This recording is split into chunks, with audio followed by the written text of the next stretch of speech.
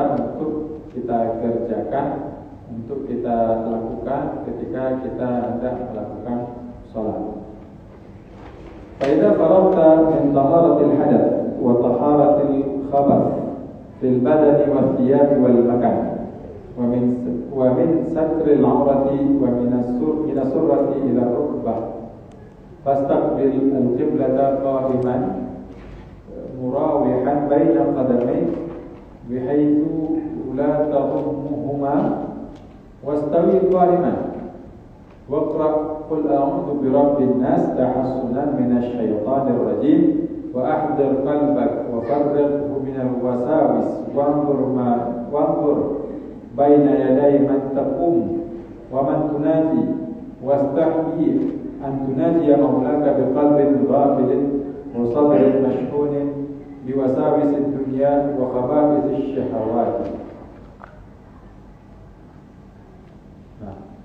Al-Imam Al-Ghazali mengatakan setelah kita mengerjakan taharah, jadi ini setelah syarat-syarat terpenuhi untuk mengerjakan salat, ya, diantaranya taharah, bersuci dari hadas kecil, hadas besar, bersuci juga dari najis-najis yang melekat pada badan kita, ya, atau najis-najis yang terletak pada pakaian kita, atau najis yang ada pada tempat kita salat. Maka untuk salat itu sahnya itu ketika kita memperhatikan kesucian ini, ya, suci badan, ya, dari segi hadas dan najis, juga tempat untuk kita mengerjakan salat, ya, harus kita pastikan tempat yang kita jadikan untuk salat itu adalah tempat yang suci. Setelah itu semua kita pastikan, kemudian kita pastikan juga bahwa kita telah benar-benar memakai pakaian yang pakaian tersebut dapat menutup aurat kita. Kalau di sini disebutkan minasurati ila rukbah, yakni auratnya laki-laki, ya, dari pusat sampai ke lutut.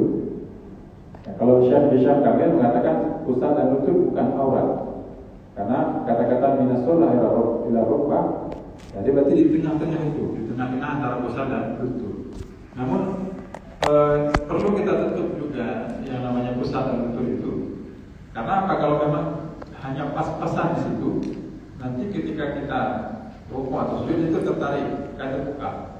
Maka yang ada kaidah yang mengatakan begini, sesuatu yang dapat mengantarkan kita kepada yang wajib, maka itu hukumnya wajib. Maka juga wajib kita menutup.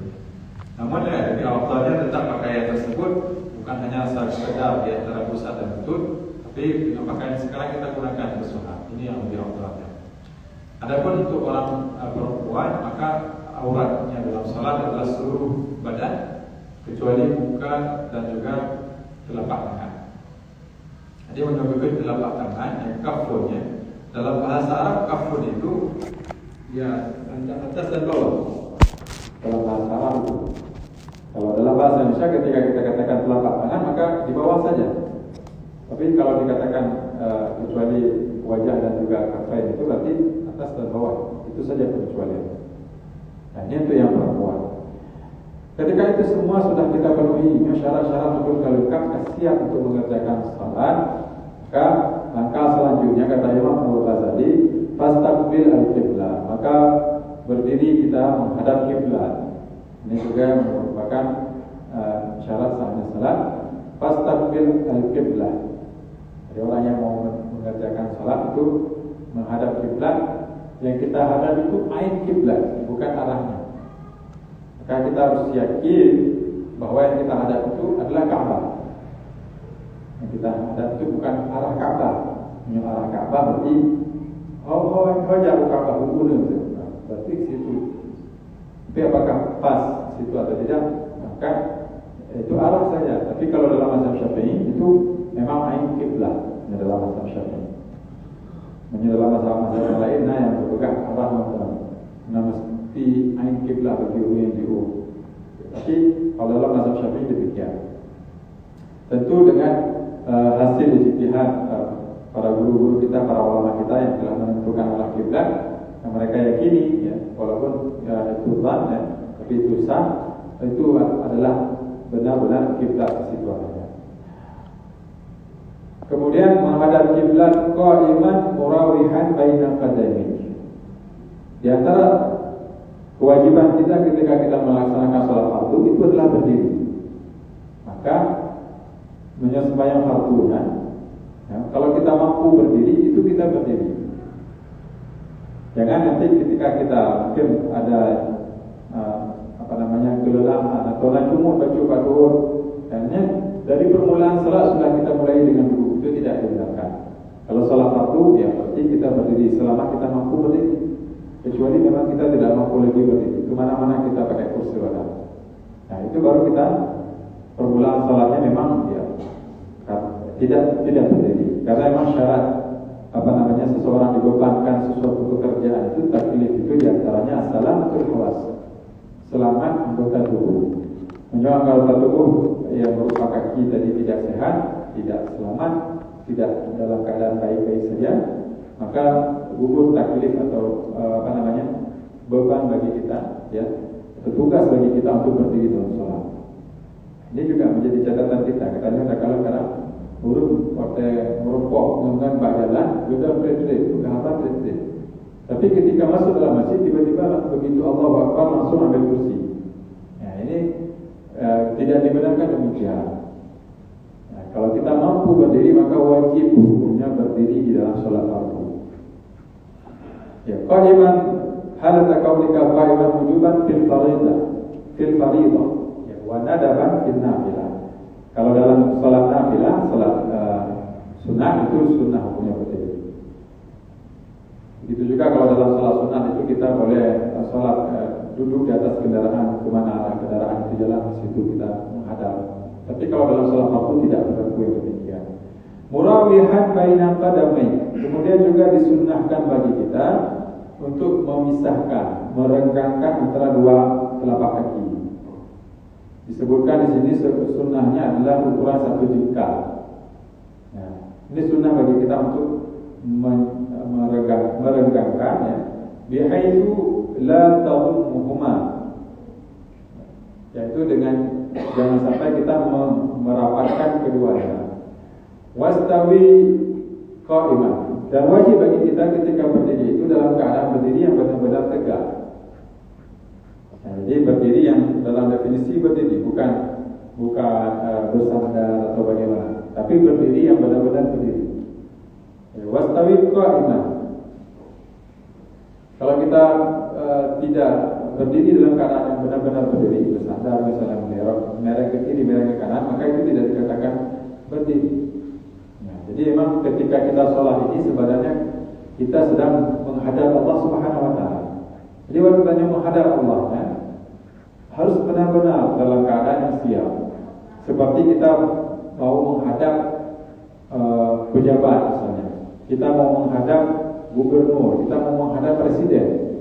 Biasa menyatakan menghadap gubernur raya, ya, dan mandu siap, pakaian beres, ya, dibantu beres. Ketika merupuk hormat tegak berdiri. Tapi ketika menghadap Allah, ya, terlebih-lebih itu tidak boleh demikian. Ya. Tanya waktu tanya menghadap Allahnya memang menghadap Sang Maha Pencipta. Maka ketika memang mau sholat ini benar-benar persiapkan diri kita. Ya. Kalau kita yakinkan bahwa kita ini menghadap Allah. Ya.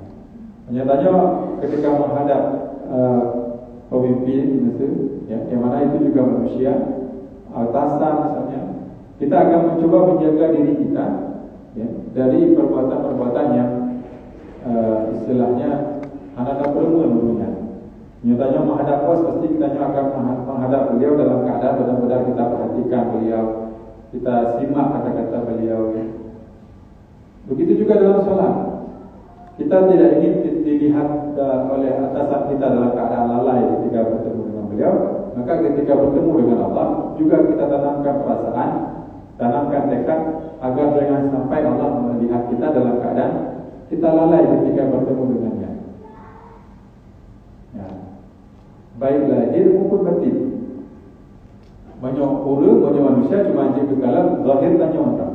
Tapi banyak Allah, ya, lahir batin tembus semuanya. Semuanya terang, semuanya jelas sama Allah. Karena ilmunya Allah sangat luas, tanpa ada batas.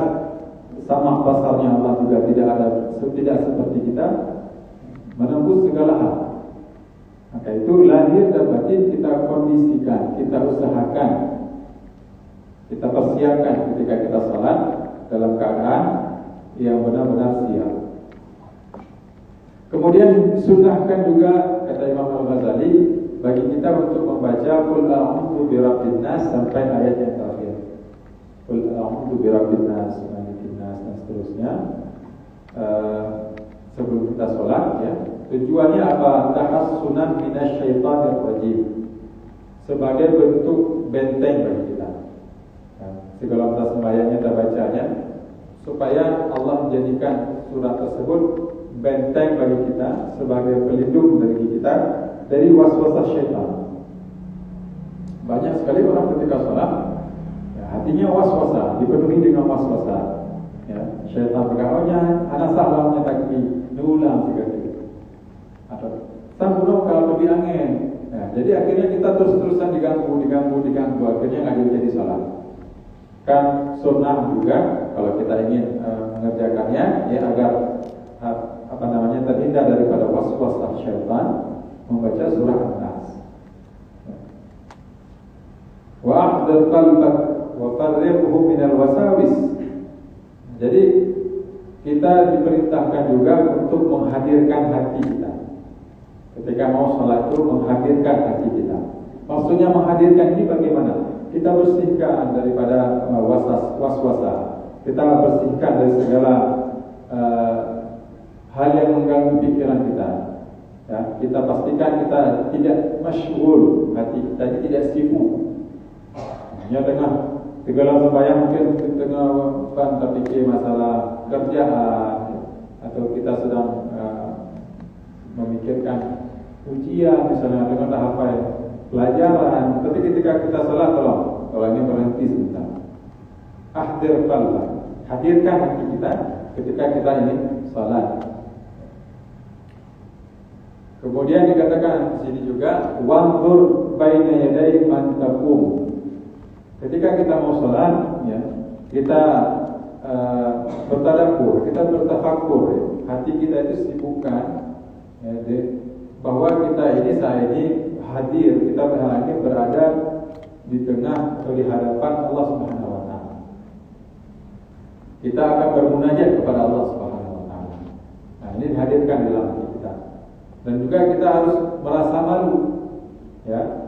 Wastahyi an tunajiya maulak biqalbin ghafilin.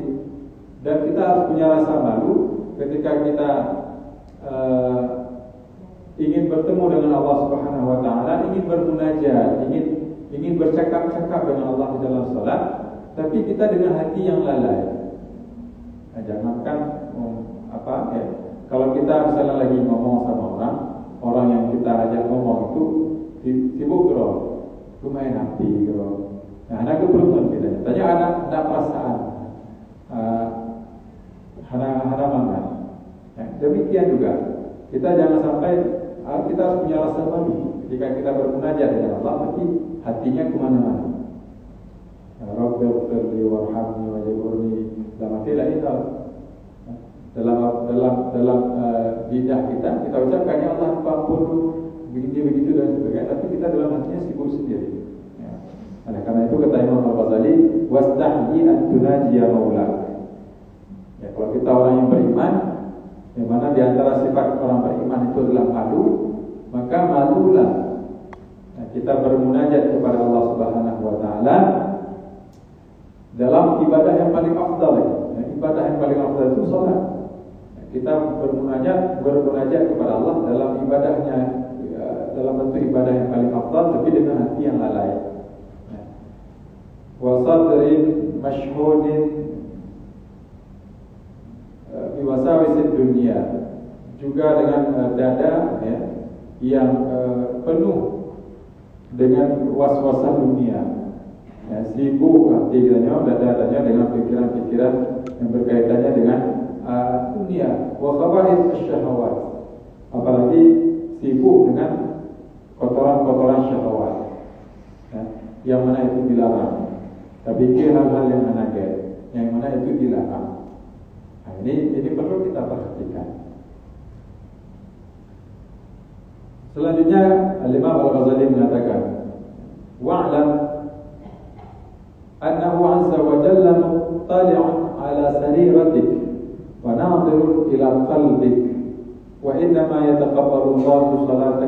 biqadri khusyu'ika wa tawadhu'ika wa khudu'ika wa tadarru'ika.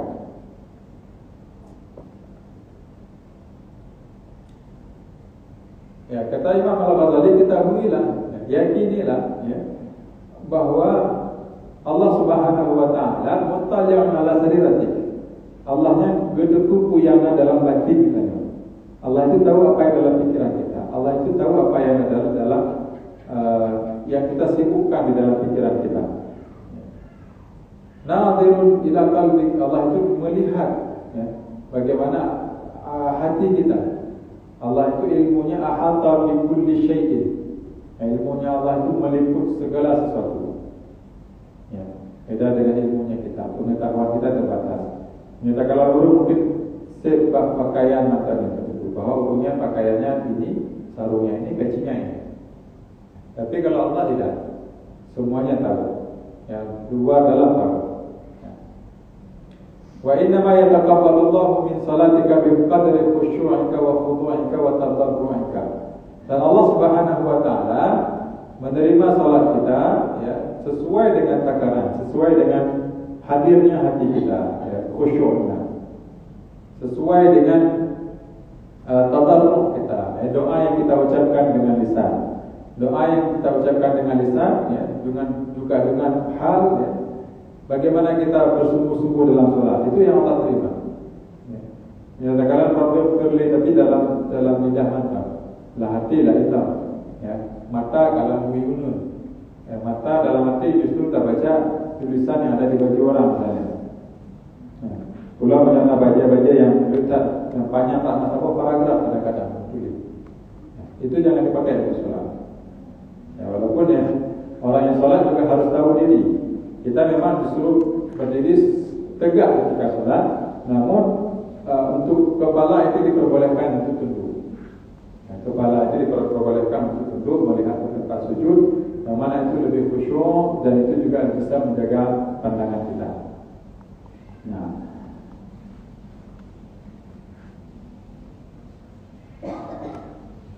fa'budhu fi salatika ka'annaka tarahu fa in lam takun tarahu fa innahu yarak fa in lam yahdhur qalbuk fa hadha li qusuri ma'rifatika bi jalalillahi ta'ala. Ya. Fa'bud, kata Imam Al-Ghazali, maka beribadahlah kepada Allah, menyembahlah Allah sebagaimana ya, terutama dalam salat kita ya, ka'annaka tarahu. Ini berasal dari hadis yang diceritakan bahwa suatu ketika Nabi Muhammad SAW didatangi oleh malaikat Jibril yang menyamar sebagai seorang laki-laki.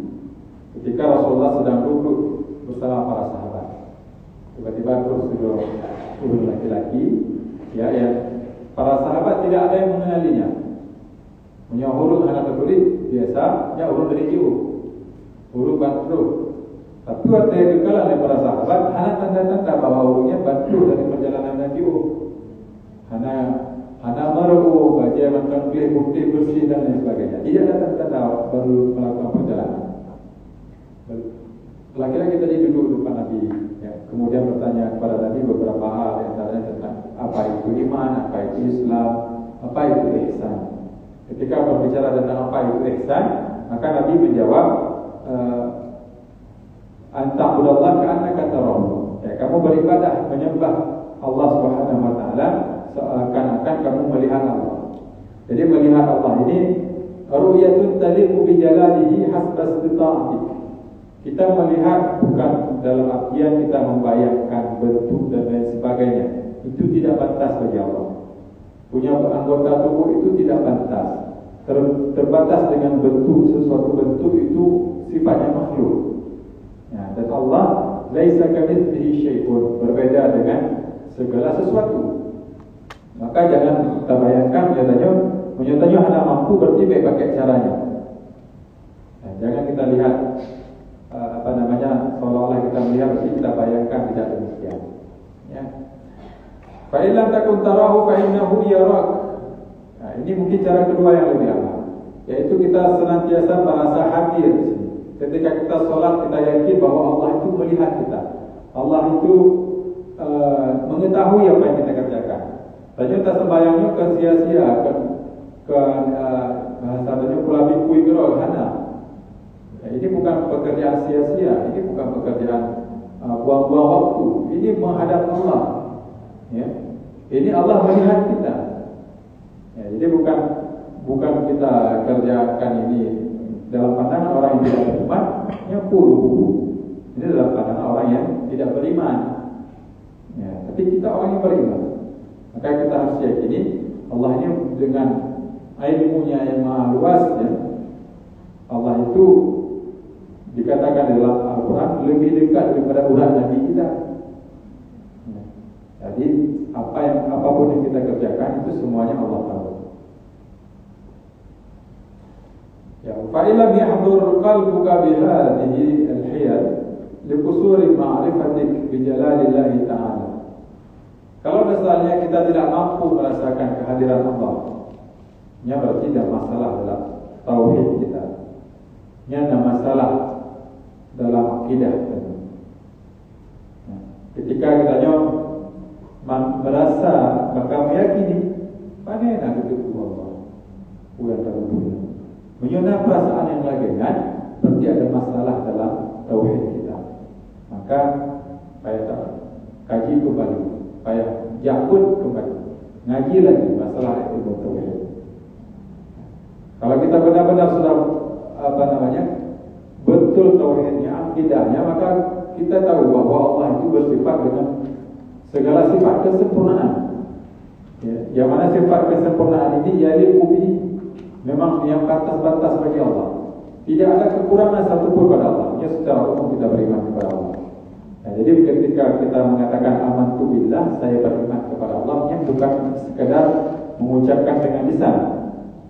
Tapi ketika kita mengucapkan amantu billah, itu dalam hati kita ada keyakinan dengan seyakin-yakinnya. Yang keyakinan ini juga dibangun di atas dalil, di atas bukti-bukti bahwa Allah Subhanahu wa taala bersifat dengan segala sifat kesempurnaan.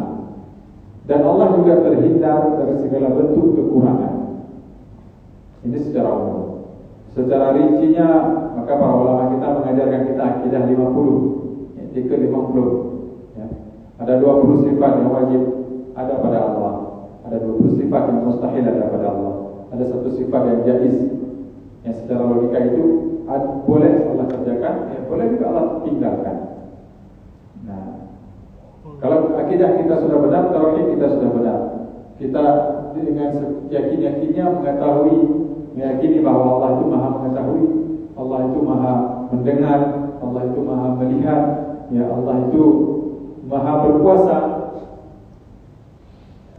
maka insyaallah kita mampu menghadirkan hati kita ketika kita salat. Ya. Jadi bukan sekedar pengetahuan yang tidak sampai ke dalam hati, tidak sampai jazim yang berpegang dalam kitab tauhid, ya. Idrakul jazim. Memang betul-betul sebuah pengetahuan yang sifatnya qol. Ana goyang ni.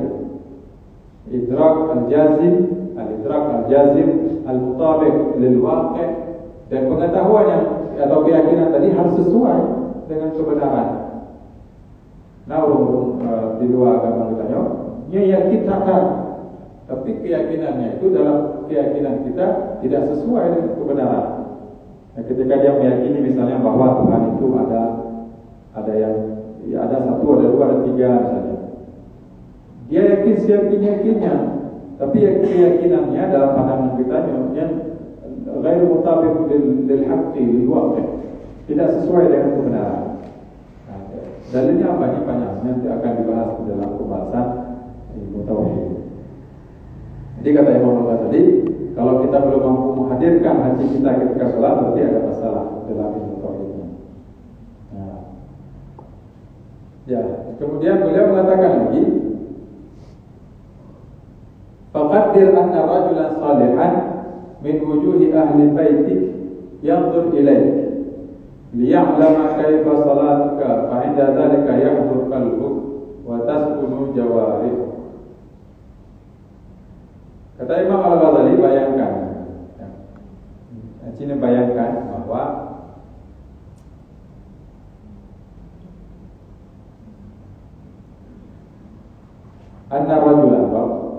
seandainya ada seorang laki-laki salihan, burung yang saleh. Kita bayangkan itu abu-abu katanya yang saleh terhadir di tengah-tengah kita.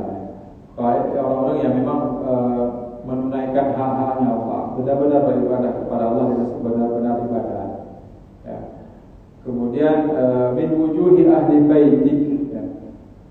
Di antara keluarga kita ada salah satu abu muslim dan salah satu guru yang saleh yang taat dengan Allah Subhanahu Wa Taala, mewadi Allah muslim. Ya.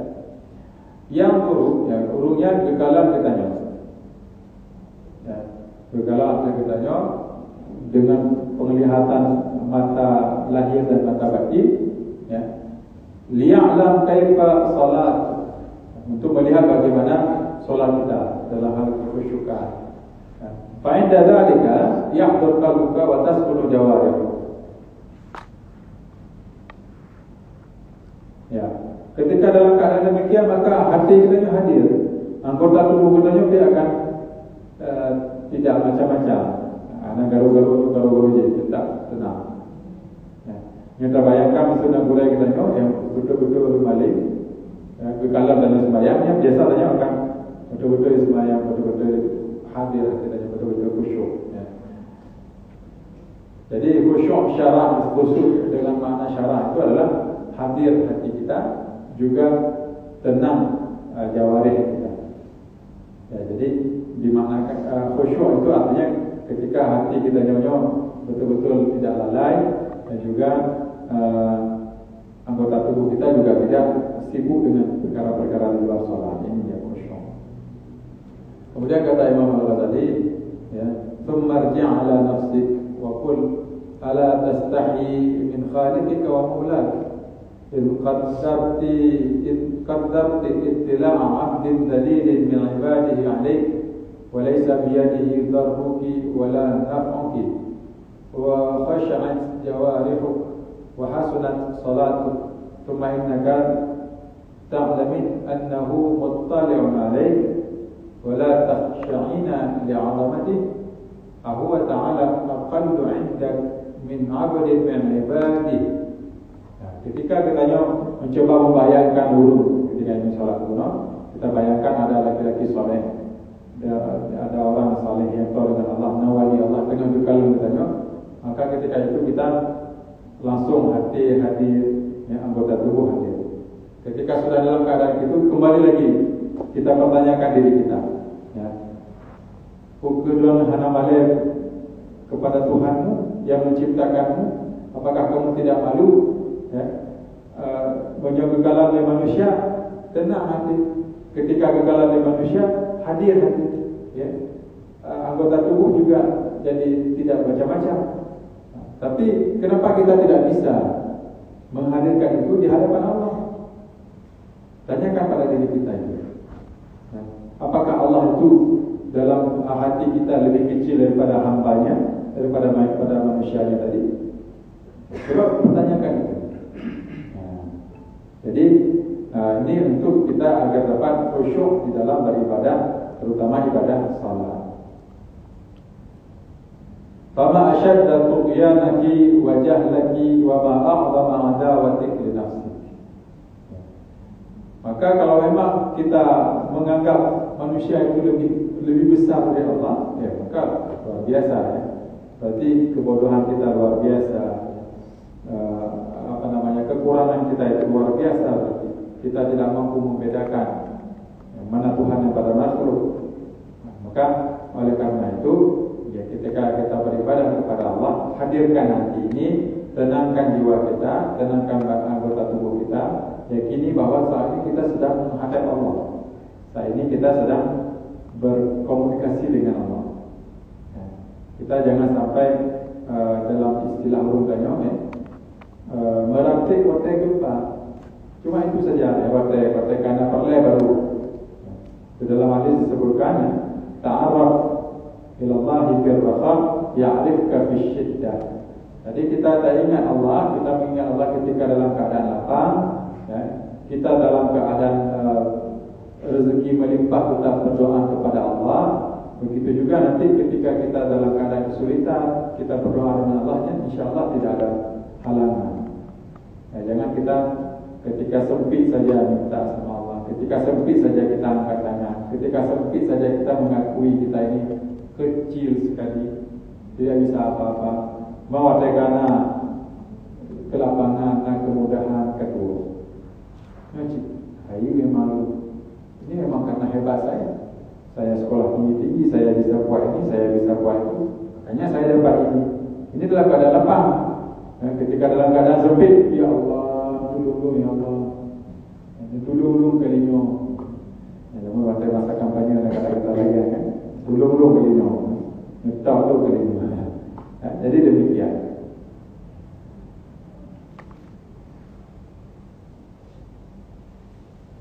Ya. Kemudian kata Imam Al-Ghazali, fa'alij qalbaka bihadhihi al-hiyal fa'asahu an yahdura ma'aka fi salatik fa innahu laysa laka min salatika illa ma aqalta minha wa amma ma ataita bihi ma'al ghaflah fa huwa ila al-istighfari wa takfir ahwaj. Maka kata Imam Al-Ghazali, kita cara mengobati hati kita supaya dapat hadir ketika salat, supaya dapat khusyuk, itu dengan cara yang demikian. Dengan cara yang sudah kita sebutkan tadi. Kita merenung, kita membayangkan, kita introspeksi diri. Ya, kalau kita memang betul-betul yakin, kalau kita memang betul-betul beriman, maka tentu kita akan membesarkan Allah. Kita akan mengagungkan Allah. Kita hanya keraguan, tidak akan ragu bahwa Allah itu bisa melihat kita. Walaupun kita sholat, misalnya sholat malam, di tengah kegelapan malam, lampu mati, hanya manusia kadang hadir. Sedangkan manusia mungkin, ya, CCTV juga nggak bisa menangkap, misalnya. Ya. Dalam keadaan yang demikian, kita tetap yakin bahwa yang namanya Allah ilmunya maha luas, ilmunya menembus segala sekat-sekat, ya, tidak terbatasi oleh apapun. Pendengaran dan penglihatannya Allah itu menembus segala apapun. Maka insya Allah hati kita bisa lebih khusyuk, bisa hadir ketika kita sedang sholat. Maka dengan cara mengobati hati demikian, ya. Jadi memang katanya saja istilahnya kita jangan hanya mengobati fisik kita saja, hati juga perlu kita obati. Ya, hati ini memang lebih utama bahkan. Kalau hati kita sehat, insya Allah jasad juga akan sehat. Maka kita obati hati kita dengan cara yang demikian yang sudah disebutkan oleh Imam Al-Ghazali tadi, fa'asa, ya. Mudah-mudahan dengan cara yang demikian yahduru ma'ak, hati kita dapat hadir, hati kita dapat khusyuk di dalam salat-salat kita.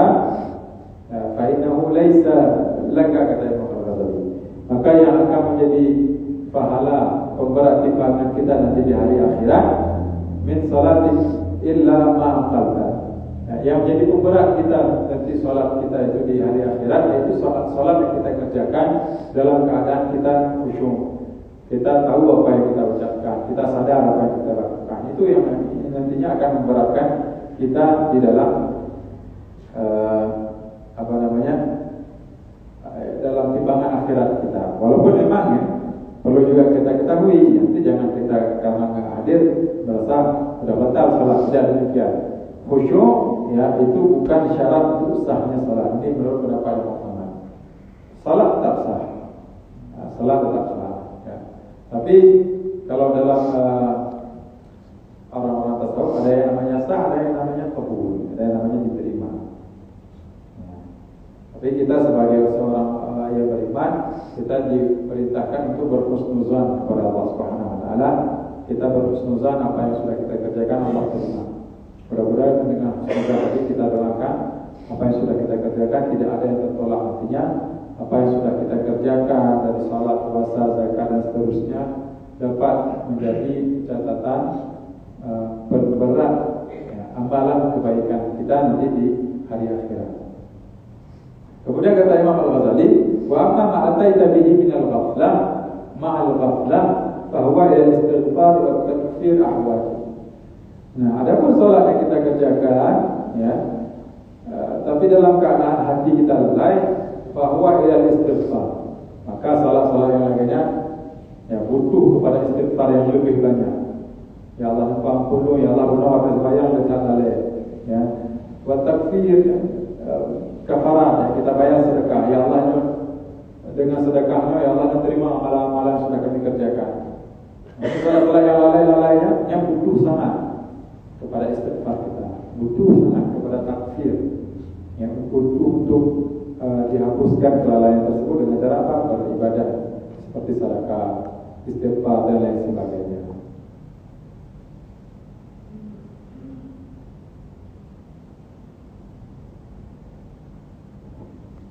Ya. Jadi mungkin untuk malam ini kita cukupkan sampai di sini ya. Jangan terlalu panjang juga, nanti banyak yang lupa, mungkin banyak yang kita tahu, mungkin banyak yang kita lupa. Sedikit kita tahu, kemudian yang kita tahu itu kita amalkan, itu lebih bermanfaat, itu lebih membekas, dan itu juga lebih berfaedah. Dalam pepatah dikatakan bahwa al-ilmu bila amalin kasyajarati bila tamarin. Ilmu tanpa diamalkan ibarat pohon tanpa ada buah. Ya. Subhanakallahumma wa bihamdika asyhadu an la ilaha illa anta astaghfiruka wa atubu ilaik. Sallallahu wasallam ala sayyidina Muhammadin wa ala alihi wa sahbihi ajma'in. Alhamdulillahirabbil alamin. Saya akhiri. Assalamualaikum warahmatullahi wabarakatuh.